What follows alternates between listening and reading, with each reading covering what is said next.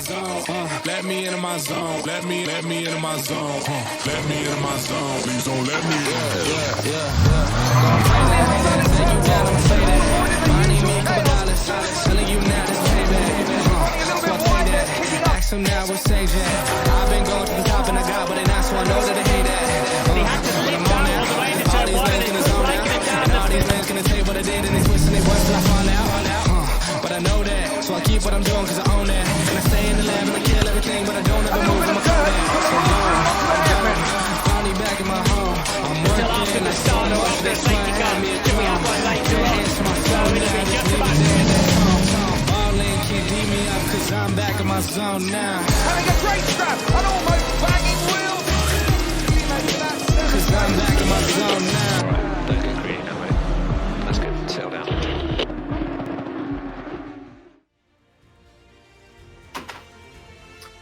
Well, no surprises with the ATK Pro Series that we end up on a Monday night with lots of interesting things to talk about. If it's not raining, it's racing into dusk. And now we have our first technical restart. So lots to discuss on our Monday night incident report. Welcome to it, and a massive thank you to Tasmin Pepper for joining us, and the man in the serious hot seat, his first taste of what online racing is all about, Wayne Riddell. Wayne, I'm going to start with you. We go back way back.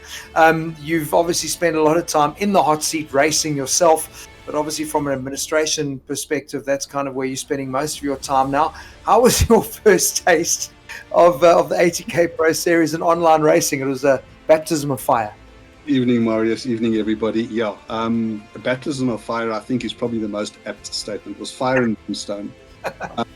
There was obviously there was a problem with the steward who normally is here with Jonathan. He had a family crisis.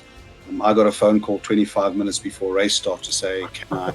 I was walking the dogs, so I had to quickly throw them in the back of the car, race back home, set up Discord, try and get myself all sorted. It was chaos. Poor Warren was thrown in the deep end. He had to try and be the admin. It was, absolute bedlam. But like they say in showbiz, the show must go on. And it did. I mean, I know you've got a couple of incidents. We're going to get to those in a little while, but just your overall impression sitting as clerk of the course now in a virtual race in a Assetto Corsa Pro Series round 8. You know, we've got championships that are really heating up now as we get towards the end of the season. What was your impression of what you saw from a racing perspective and your role as clerk of the course? So, Marius, I must tell you, I was always skeptical of online or racing. It was, how serious can that stuff be? I've seen a couple of video clips. I was impressed by the graphics, and I was like, it's not bad racing, but it's not the real thing. Yeah. I must tell you, stepping into the hot seat literally within minutes and doing it, I very, very quickly found myself in race director mode. The apprehension, the paying attention. I ended up sitting on the edge of my seat, staring at the screen, watching all different angles, doing exactly what I would normally do in real racing in a race control environment. So I got to concede. I'm blown away. I really, really am. This is serious stuff. Well, it's quite cool though. I mean, we were talking just before going live on the stream, and Taz, I know you were agreeing with a lot of the things that Wayne were talking about. We had strategy meetings about how you take the Pro Series forward and make it more professional. And I think for Wayne, having a look, I mean, our first incident when we do get to it, was a technical issue. There are going to be things that are going to happen in sim racing that will never happen in the real world. But there's still very much the opportunity, Taz, to bring in a strict rule book in terms of helping the drivers realize that this is the real deal. This is what they've been asking for, is to be treated like real racing drivers. And that's what we're trying to create here, as a situation where incidents are reviewed and dealt with in the same manner as would happen at a real track as opposed to a virtual one.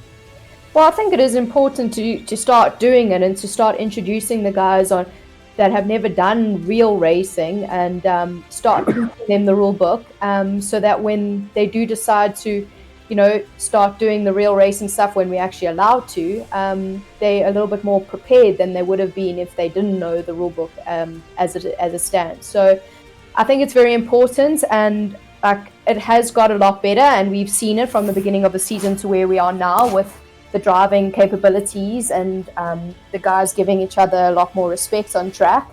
But I think there's still a lot more to come, and I think this series can bring those to the drivers.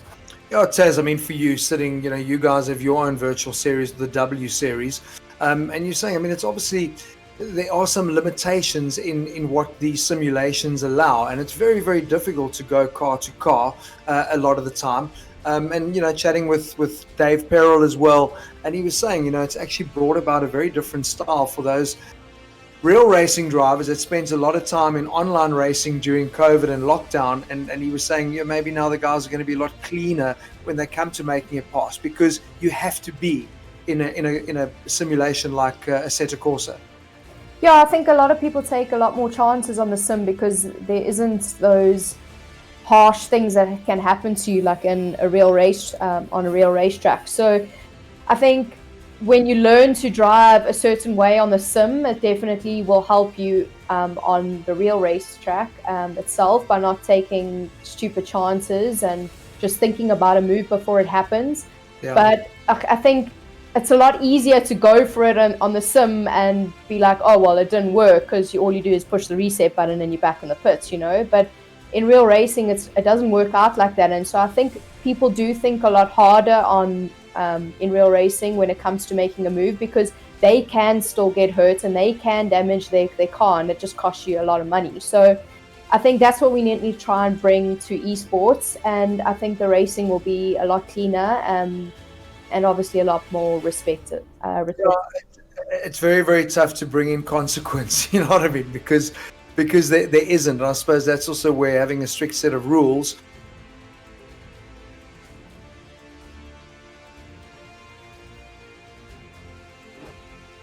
look, I think Marius and I actually spoke about this off air just before we went live.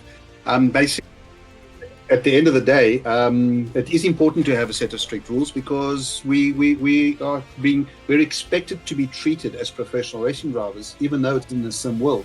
And sim racing, COVID around the world has thrust sim racing into the forefront.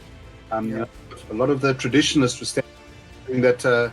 They were standing back and saying that sim racing is not the real thing, but COVID has kept everybody entertained, and it because of sim racing has kept them entertained. So a proper set of rules will there are professional racing drivers in sim racing. Let's start there. Yeah. And, while you've got professional racing drivers, they are the ones who live by professional set of rules. In any case, there are a lot of people who have ended up in real life motorist sport. And I think Jonathan Machotsi is a good example of that. He was a sim winner, and now look at him. Now he's racing in real life. So if we can introduce a proper set of professional rules in sim environment, it can stand everybody in good stead. I agree, Wayne. Let's get into it, because I mean, it's like, you know me, I hate to talk. We can sit and debate these things all flipping night, but let's get into the incidents that you've got for us. Apparently there are 6. And the first one we kind of alluded to right in the beginning, round 8, Hungaroring, and in the ProAMs we find ourselves with the race restart. Just talk us through what happened. We can view the incident and why we went to that level, because I know I was like freaking out saying, how can you have a race restart? They've already done more than 3 laps. That's not allowed, and all this sort of nonsense. But being a technical issue from a sport perspective. Yeah, well, correct. So what had actually happened is that first of all, you had 2 new astronauts behind the control panel. Let's start there first, okay? You had a new steward who was literally thrust into the hot seat, and you had a new admin who had to manage and manipulate all the data. As soon as there was an incident, the first thing I did was ask, can I see a review of that, or can I look at that incident again? But by that time, we'd already realized that the admin who was given the admin role never actually had admin access, and we were starting to hit buttons left, right, and center. The server was getting all confused because we were giving it 4 or 5 different instructions. So it was not an ideal situation. But at this point, I just want to add, I think this incident has highlighted the necessity for us to investigate a virtual safety car. Now, a VSC is something that gets used in real-day racing or modern-day racing in any case. And basically, it it poses the position or the responsibility on the lead car at the time of calling a VSC, a virtual safety car. And it forces that lead car to take that responsibility of the safety car role. And what it does is it does two things. And I'm going to talk in real racing versus the sim racing. In real racing, it just gives everybody to calm the hell down, get on into a straight line, and then allows race direction just to assess the situation. And if medics are required, if extrication is needed, fire and rescue and the rest. And if a car is stuck in the middle of the track on the dangerous spot, it allows them all to get the extrication vehicle in there to remove the car. That's the real day, modern day and real life scenario. In this scenario, this particular incident took 9 of the 16 cars out of the race. It was more than 50%. Because of all of that, plus all of the 2 astronauts trying to fly this space shuttle, it was decided that let's just restart this thing. Excuse my French, it's a whole crapshoot, and let's get it to work properly.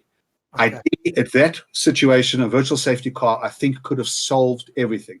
Because had we done that, there were a lot of innocent bystanders here that were victims of a situation. If we'd done the virtual safety car, it would have slowed the race down, would have given everybody the option to reset themselves into pits, rejoin the back of the field, and the penalty for the innocent bystanders would have been minimal to nothing. And that's really what this is about. Yeah, and the guys who got through the crash or the incident, they now were obviously affected by the whole restart, where they could have scored the positions that they had already made up. Sure. Well, Taz, that was, you weren't not an ideal situation. Yeah, you weren't in comms on that, and that was what we were saying, because, perfect example, Aldo Bellingham on pole really had a nightmare start and lost the lead, but ended up being given that opportunity back and obviously made good on the restart. But my question around the virtual safety car is, you don't have those issues. You're not going to have a car sitting in the middle of the track. You're not going to have people needing to be extracted. You're not going to have a need for medics. Correct. So, I understand also at circuits like Le Mans, because it's so long, you can't have a safety car. So they end up normal racing, and they have virtual safety cars in certain elements of the circuit. But I get where you're going with this, Wayne, is that it just is essentially giving guys time to reboot and get back into the race. Correct. That's really ideal, because what had actually happened is now with the reset, some guys were lost out and they were not able to rejoin the race as a whole. They were out as well. So that also wasn't an ideal situation. So if there was a virtual, they would have gone to the pits, fixed the car, and been good to go. 100%. But I would like to say, if it didn't have a restart, Van Hubert would have been in big trouble. Yes, absolutely. I was just about to say, it's an academic conversation, but the guy in the Merc was going to find himself in a whole heap of hot water. Because what I saw there, he didn't even back out of contact. Exactly. He kept his foot pegged and said, well, let me take you for a proper spin. Well, that is exactly it, because I looked at the in-car, and at that point, a drive-through for me wouldn't have been enough. I think a cup of coffee in the pits while he was on the drive-through would have been better. But anyhow, that I think is something we'll look at for the season 2, and as we spoke just before we started viewing this, getting a proper set of rules in place. Well, I'm just really glad that we got clarity on that. And it made sense then, understanding everything like we do now, why there was a restart. A real pity we lost a lot of the guys. It wasn't an ideal situation, but it is what it is. Unfortunately, it's the product that was served up to us. So, Okay, well, let's. That's kind of done its thing. So let's get into incident number 2. What have you picked for number 2? I've got car number 13 against car number 231. I think it's Sean Schutte in the Ferrari against Wesley Hampson. Yeah. So, if you look at this footage, I'm sure that Hampson, the green car, I don't think his intention was to put the Ferrari in the wall. But I don't think 90% of racing drivers in real life have intention to put someone in the wall either. The reality is that there has to be a consequence for this. I had the privilege of looking at the onboard telemetry, and the Hampson competitor didn't back out of it. He just buried his foot. Unfortunately, as for consistency based on the penalty being dished out so far in the season, I'm going to be imposing a 15-second penalty on car number 231. What's quite interesting, Taz, get your feedback here. I can see exactly what he was trying to do, because obviously Schutte was involved in a bit of contact just before and was off the racing line. So I think Wesley was trying to do the undercut. Yeah. It just got his timing wrong. He was going, oh, cool, I'm going to sweep up the inside while he runs wide. If you have a look at I think he just mistimed the whole cutback thing. So that's exactly it. That's exactly it, Tazzy. As I said, I don't think his intention was to put him in the wall. No, I think he just mistimed the whole situation. Absolutely, yeah. But you know what? I mean, that's exactly how it's going to happen in the real racing world too. You're going to mistime it, you're going to get it wrong, and there's going to be a penalty. This is pretty straightforward. So you never issued a penalty in race, but you issued one post race, yeah? Correct. That's correct, and that's a 15-second penalty for car number 231. I don't think Wesley can be unhappy about that. I think looking at that, he realizes that his timing was just slightly off. Yeah. Good call. Taz, you're also happy with that, yeah? Yeah, 100%. Good. All right, let's get on to number 3. Number 3 is car number 44 against car 666. My data tells me it's J. McColl versus Lindsay-rae, B. Lindsay-rae. Yeah, so Junior McColl and Brent Lindsay-rae in the Lexus. Porsche versus Aston, I think. Yeah. So I want to talk modern day racing and real racing first before we go into, you guys can, and the listeners can actually get into my head and understand my logic and how I'm thinking. I always adopt the logic that's called close proximity. And close proximity is, and people know she's heard this before, and it is always expected of all racing drivers who are in close proximity to each other to respect each other and to give each other enough space that you both survive the corner. Yeah. It's the concept of close proximity. Yeah. In racing, you guys have a thing called a radar. It actually tells you a proximity radar. Lets the driver know that there's someone really close to you on the left or the right. I've had a look at the in-car, and you can actually see this little radar, little red thing busy flashing and warning you about it. In this particular situation, the two competitors get close to each other, very close to each other, under braking. The lead car can see his mirrors and his rear view camera is full of an approaching car, really, really fast. The car gets up on the inside of him. It's car number 44, and the two of them go through the first part of the corner. However, car number 666 doesn't seem to want to be part of the second part of the corner, and he straight lines it. He makes no attempt to make the corner and straight lines it. At this point, he is very well aware of car number 44 on his outside in close proximity. He didn't leave car number 44 any space for maneuverability. At this point, he squeezed the competitor right out. Yeah, I think Lindsay-rae is at fault big time here. Absolutely. Junior comes in a bit hot into the first bit of the chicane, which is okay. I mean, he is up the inside, and they do happen to touch. So maybe Lindsay can get away with cutting the next curb because he couldn't really get back because he was kind of bumped out of the way. But going up to the next set of corners, he should have left Junior space on the road. Correct. He left him nowhere to go. If you have a look, Junior doesn't move his steering wheel. He's trying to doesn't move his steering wheel to try and close the door on the guy. He's trying to stay on the tarmac, and Lindsay-rae just comes and closes on his nose. This is really cool because a lot of guys will look at this and go, Junior McCall's at fault here. That's how the sim racer will I think view this sort of thing. I think Junior was very naughty under braking because I think for me, Brent he was never going to make that the second part of the chicane because he literally got bumped offline. There's the contact. There's no ways he could make that.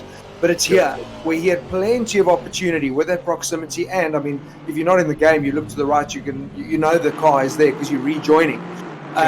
He didn't need to assume the racing line, which is what he did. So Junior did have nowhere to go there. I would give Junior a bit of a talking to there because that was avoidable in terms of that contact, but it's certainly not his fault part two. Correct.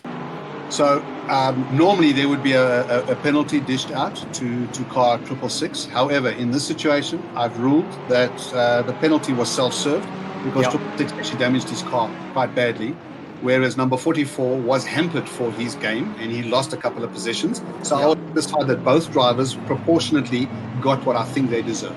I love that. I think that's fair because you have a look. Yeah, he lost plenty of places, but I mean, he did start the game. Okay, correct. And Lindsay-rae, had he given McColl some space, both of them would have stayed ahead of that charging pack. Yeah, but you know what? Lindsay's gonna say that he never moved his steering wheel and his steering wheel was straight. But the way he's come out of that left chicane, he's basically straight lined it to that next corner. That's correct.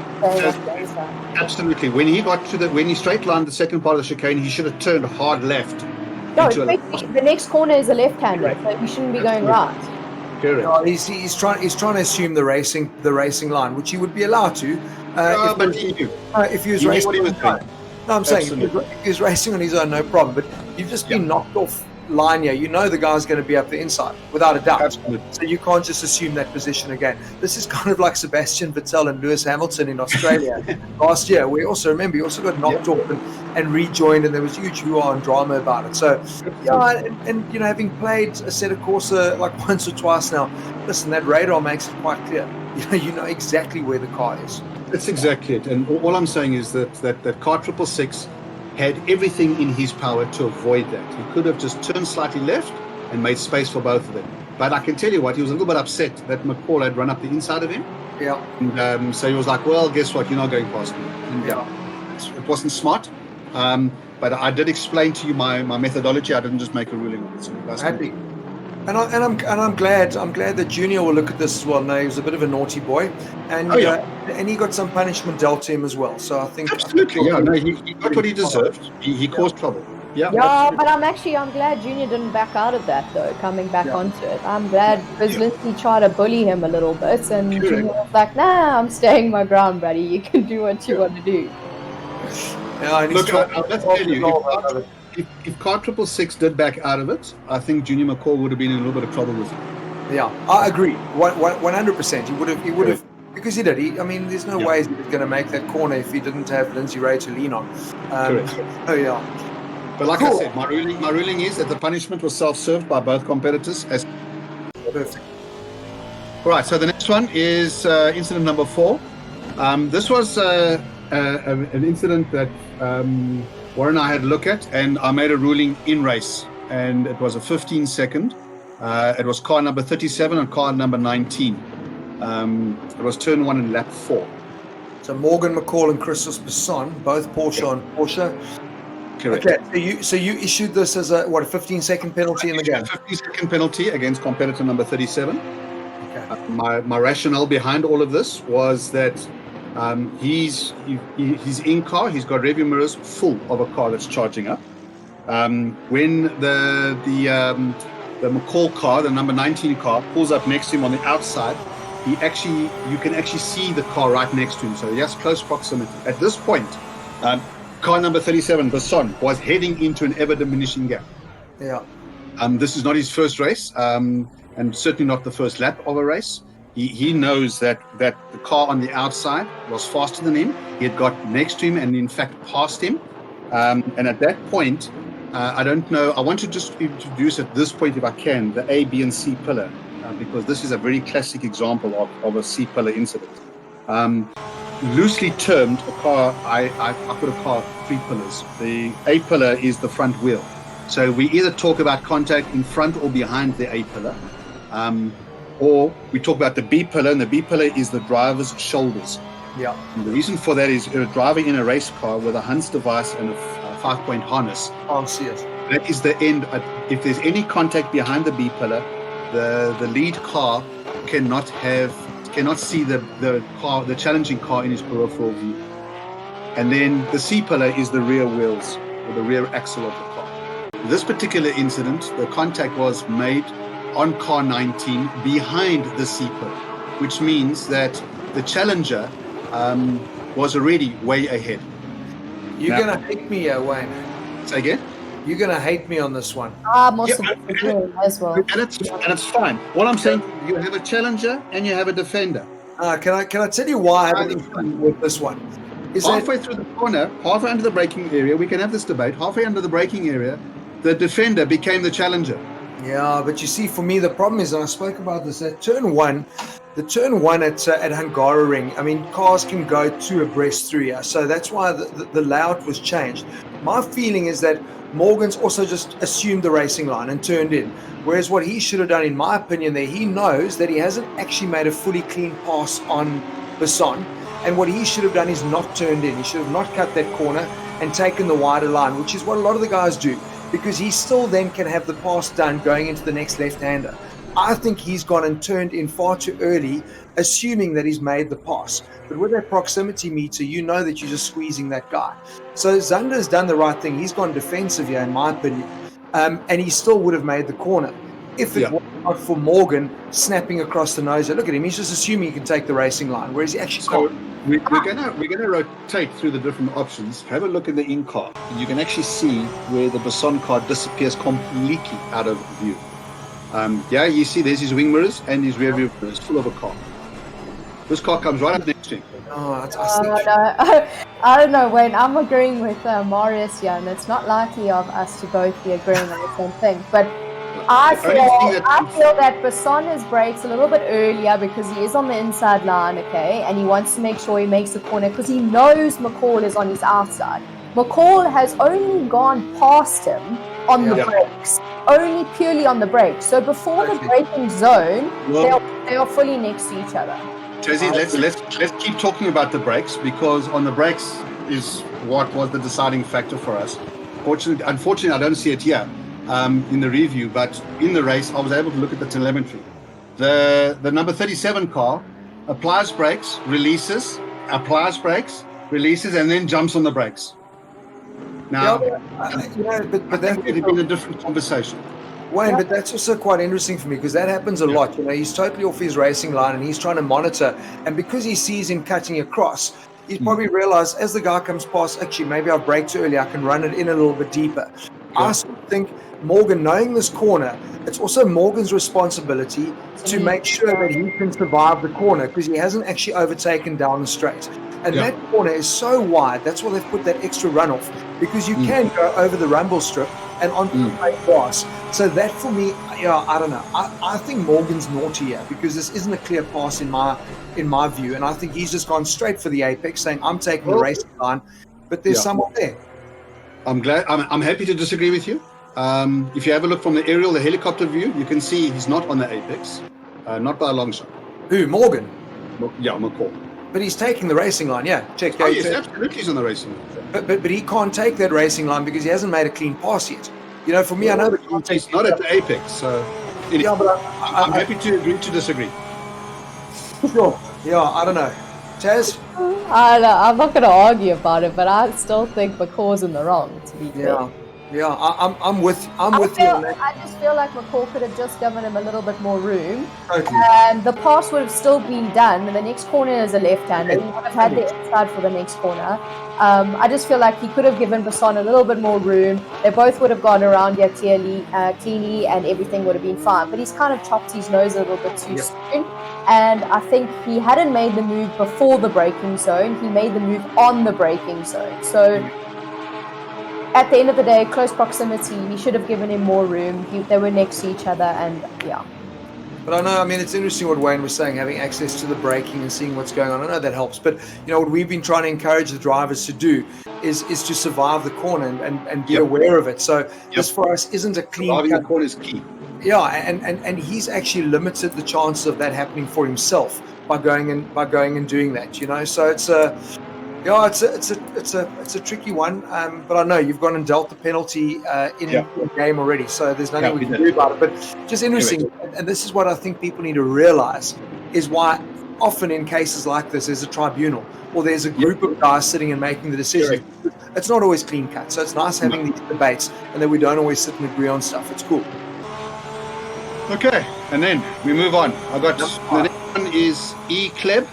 Car 78 versus W Hampson, car 231. Now, Wesley's had a busy race weekend because he was in our second incident as well in the Lexus. So let's have a look what's happened here. Oh, See, now that's another corner where the guys go to, so they can go side by side through this corner. And they would easily have made a side by side. They came out side by side. They could have stayed side by side through the next corner. See, but now this is what's interesting. This is a repeat, yeah. This is a repeat of the previous.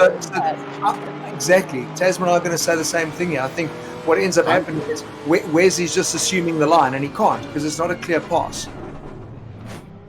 So the fundamental difference between this one and the previous one was that, yeah, the cars didn't make contact at the C pillar. Yeah, they made contact side by side on the B pillar, on each other's B pillar. Nah, he's tapped him on the. You see, the thing is, for me, he's tapped him on the rear. Watch on the contact. No, he didn't. Have a look now. When you're turning in on a 45. Look at that. Oh, he's tapped him on the C. He's tapped him on the rear wheel. Car on the outside was at fault. Yeah, car on the outside was at fault for sure. Yeah. That's my ruling. My ruling is car number 231 is at fault. Totally. 100%. Yeah, 100% he's at fault, but it's the same as McColl, the previous one.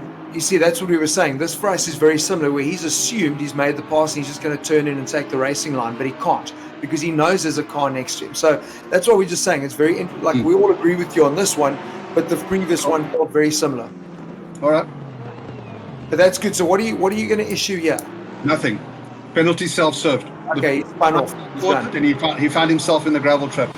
Happy days. You see, this is also what's nice. And then people start learning. Because in a case like this, they then realize, okay, that wasn't so clever. I knew the car was there, and I got punished accordingly. Good call. Yeah, it was car number 78. Never lost a position in this.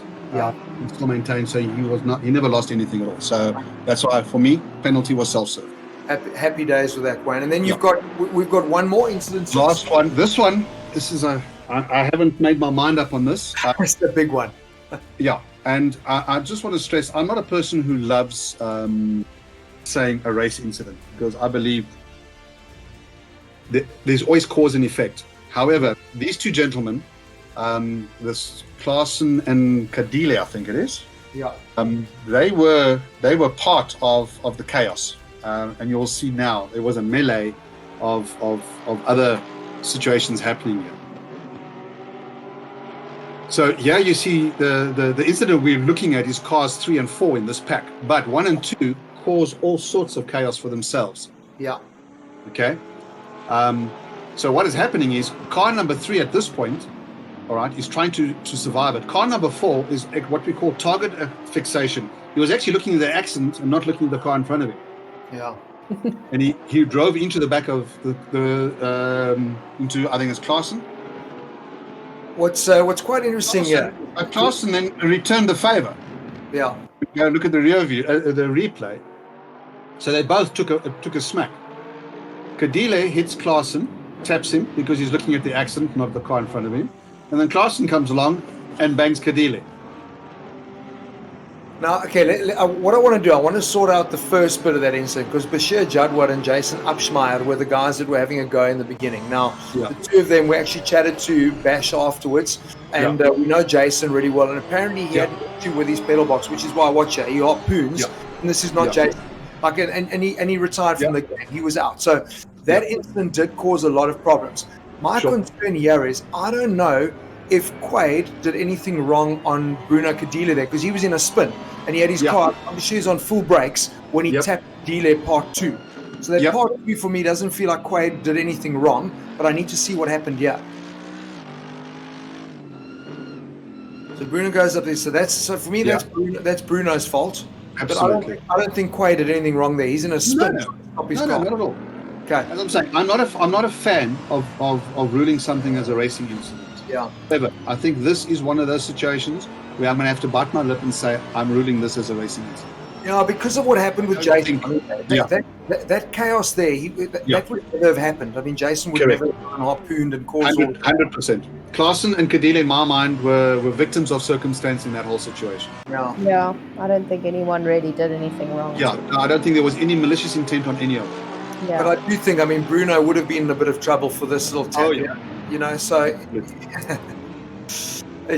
one of those. I hear you. I mean, we try not to do the racing incidents, but sometimes chaos does happen, and I suppose that's exactly it. And so as I said, I'd rather rule this the victims of circumstance than rule it as a racing incident, because I hate that word racing incident. Yeah. But this, unfortunately, is one of those classic examples where they were there and there was a bit of target fixation. There was like a bowling pin in an alley. There was just cars everywhere.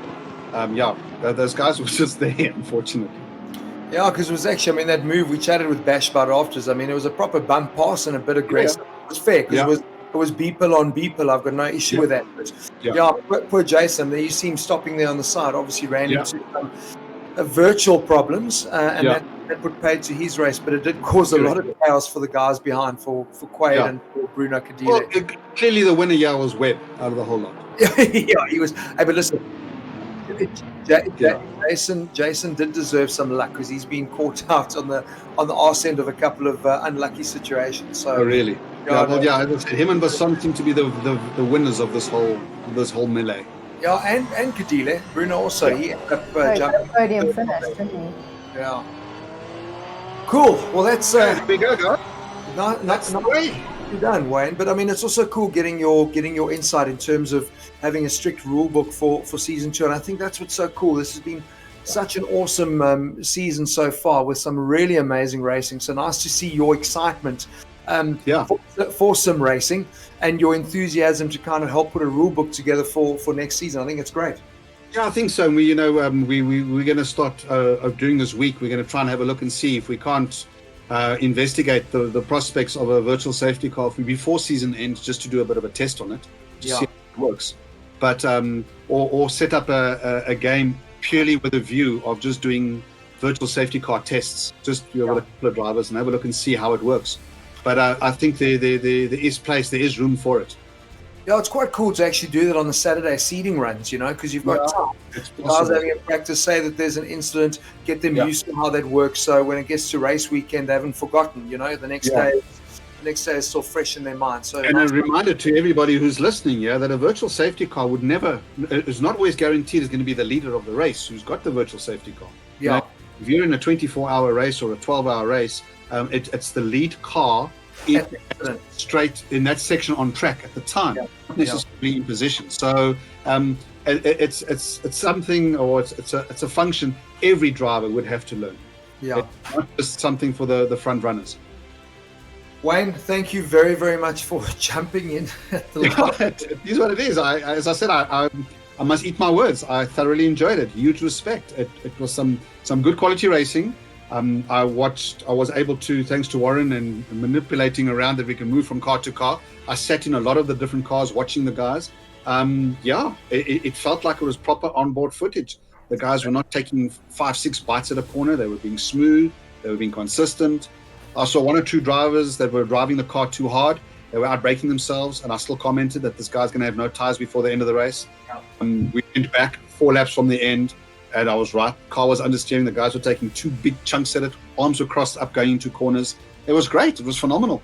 Wouldn't it be nice if you could do that in the real world? Just jump from car to car, watching. Absolutely. Yeah, it'll make things. It was good. I really enjoyed it. So I want to thank the guys. I'm sorry there was a circumstance, a horrible circumstance for Jonathan, but I'm glad that it gave me the opportunity to be thrust into this. I really, really enjoyed it. I'm sure we're going to have you part of the team going forward. So thanks. Warren, I really had a long conversation. We had a virtual meeting today. So it's I'm around, guys. I'm sorry. It's not a one-hit wonder. Oh, you guys are getting away with nothing anymore. Absolutely. Everything's virtual, eh? Tassie, thanks for your time as well. And obviously, just before we wrap up, just a massive thank you to all of our sponsors. I mean, the ATK Pro Series wouldn't be happening if it wasn't for Assetto Corsa, Kyalami, Nanau, and obviously Motorsport South Africa, but then also to our other partners, to AMD, to Corsair, to Elgato, and joining us for the first time at Round 8 was Logitech as well. So really cool. 2 weeks' time, we are at Bathurst. Now that is the ultimate driver's circuit, and it's technical, it is unforgiving, and it's on everyone's hit list. So that's going to be an amazing race in 2 weeks' time. Bathurst, Australia. Yeah, we'll see you guys down under. Have a good evening. Enjoy your night. Cheers. Please don't Let me into my zone. Let me into my zone. Let me into my zone.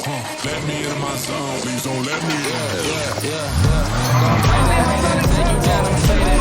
I need me a couple dollars. Telling you now, this payback. So I take that.